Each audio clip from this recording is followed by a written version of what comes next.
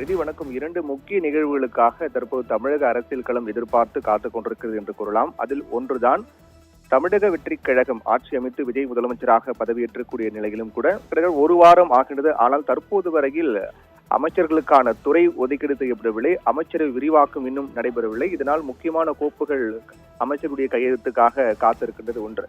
மற்றொன்று, அதிமுகவினுடைய பொதுச் செயலாளர் எடப்பாடி பழனிசாமி ஆளுநரை சந்திக்க திட்டமிட்டிருக்கிறார். இந்த இரண்டு நிகழ்வுகளும் இன்று நடப்பதற்கான வாய்ப்பு அதிகமாக இருக்கின்றது. இன்றைய தினம் தமிழக பொறுப்பு கவர்னர் அர்லேக்கர் தற்போது ஆளுநர் மாளிகை இருக்கக்கூடிய நிலையில்தான் நாளை அவர் மீண்டும் கேரளா செல்ல இருப்பதாகவும், அதற்கு முன்னதாக இந்த இரண்டு முக்கிய நிகழ்வுகள் நடப்பதற்கான வாய்ப்பு இருப்பதாக கூறப்படுகிறது. அதிமுகவில் தேர்தல் முடிவுக்கு பிறகு இரண்டாக பிளவுபட்டது. எடப்பாடி பழனிசாமி தலைமையில் ஒரு அணியாகும், அதே போன்று சி.வி. சண்முகம், எஸ்.பி. வேலுமணி தலைமையில் ஒரு அணியாகவும் செயல்பட்டு வருகின்றது. இந்நிலையில்தான் இரண்டு தரப்புக்கும் இடையே கடந்த 10 நாட்களுக்கு மேலாக மோதல் போக்கு நிலவி வருகின்ற நிலையில்தான் அதன் தொடர்ச்சியாக கொறடா உத்தரவை மீறி தாவேக அரசுக்கு ஆதரவாக வாக்களித்த 25 எம்எல்ஏக்களும் கட்சி தாவல் தடை சட்டத்தின் கீழ் தகுதி நீக்கம் செய்ய கோரி கவர்னரிடம் எடப்பாடி பழனிசாமி தரப்பு மனு அளிக்க திட்டமிட்டிருக்கிறார்கள். இந்நிலையில்தான் சென்னை அடையாறு பசுமை வழி சாலையில் இருக்கக்கூடிய எடப்பாடி பழனிசாமி இல்லத்தில் எடப்பாடி பழனிசாமி தன்னுடைய ஆதரவு எம்எல்ஏக்கள் மற்றும் புதிதாக நியமிக்கப்பட்ட மாவட்ட செயலாளர்களுடன் ஆலோசனை நடத்தினார். அப்போது அடுத்த கட்ட நடவடிக்கை, சட்ட நடவடிக்கை குறித்து தீவிரமாக இந்த கூட்டத்தில் ஆலோசிக்கப்பட்டது. அதில் எடுக்கப்பட்ட மிக முக்கியமான முடிவுதான் கவர்னர் அர்லேக்கர் சென்னை திரும்பியதும் அவரை மீண்டும் சந்தித்து தகுதி நீக்கம் குறித்து வலியுறுத்துவது குறித்து பேசப்பட்டதாக கூறப்படுகிறது.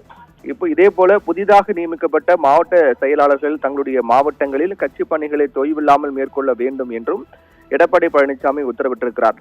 இந்நிலையில்தான் அதே போன்று எடப்பாடி பழனிசாமி தரப்பினர் கவர்னர் சந்திக்கும் போது சி.வி. சண்முகம் தரப்பும் கவர்னர் சந்திப்பதற்கான வாய்ப்பு இருக்கிறதா என்ற ஒரு கேள்வி எழுந்திருக்கிறது.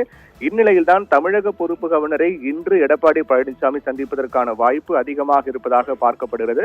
ஏற்கனவே சபாநாயகரிடம் புகார் மனு கொடுத்திருக்கக்கூடிய நிலையில்தான் அடுத்த கட்ட நடவடிக்கையாக எடப்பாடி பழனிசாமி தரப்பு ஆளுநரை சந்திக்கிறார்கள். இது ஒன்று. மற்றொன்று மிக முக்கியமான அரசு சார்ந்த நிகழ்வு என்னவென்றால், தமிழக வெற்றிக் கழகம் ஆட்சி அமைத்து விஜய் முதலமைச்சராக பொறுப்பேற்று 7 நாட்கள் ஆகிறது. ஆனால் இதுவரை அமைச்சர்களுக்கு துறைகள் ஒதுக்கீடு செய்யப்படாமல் இருக்கின்றது. இதனால் மக்கள் நலன் சார்ந்த பல்வேறு திட்டங்களுடைய ஃபைல், அதாவது கோப்புகளில் அமைச்சர்களுடைய கையெழுத்துக்காக பல முக்கியமான கோப்புகள் எல்லாம் காத்து கிடக்கிறது.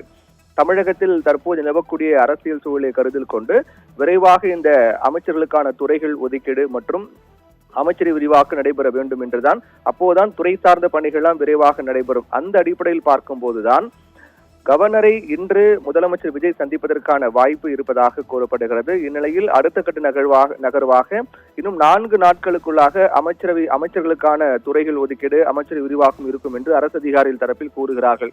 அப்படி இருக்கும்போது ஏற்கனவே 9 பேர் கொண்ட அமைச்சரவை பொறுப்பேற்ற நிலையில்தான் அவர்களுக்கான துறைகள் இன்னும் ஒதுக்கப்படவில்லை. அதே போன்று மற்ற அமைச்சர்கள் யார், அவர்களுக்கு என்ன துறைகள் என்ற ஒரு கேள்வி எழுந்திருக்கிறது.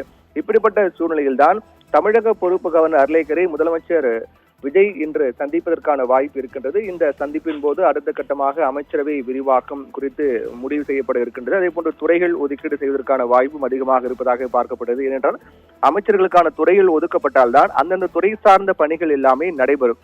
அதே போன்று அமைச்சரவை கூட்டம் கூடிதான் முக்கிய திட்டங்களுக்கு குறித்து முடிவெடுக்கப்பட்டு அதற்கான நடவடிக்கைகள் மேற்கொள்ளப்படும். அந்த அளவுக்கு அமைச்சரவை விரிவாக்கம், அமைச்சர்களுக்கான துறைகள் ஒதுக்கீடு என்பது மிக முக்கியமாக பார்க்கப்படும் நிலையில் இந்த 2 முக்கிய நிகழ்வுகளும் நடப்பதற்கான வாய்ப்பு இன்று இருப்பதாக கூறப்படுகின்றது. ரிதி.